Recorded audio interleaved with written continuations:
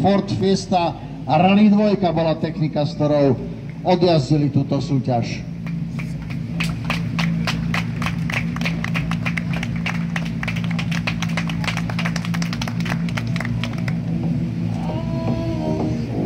Vlasto, gratulujem a tvojich pár hodnotiacich slov.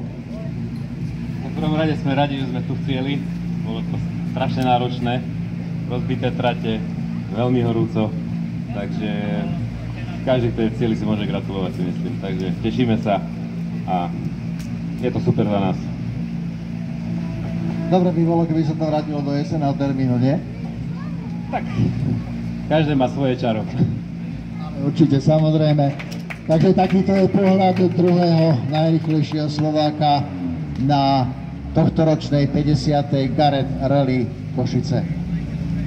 Vlasto Majerčák a Jakub Slovák, Ford Fiesta Rally 2, štartovné číslo 9.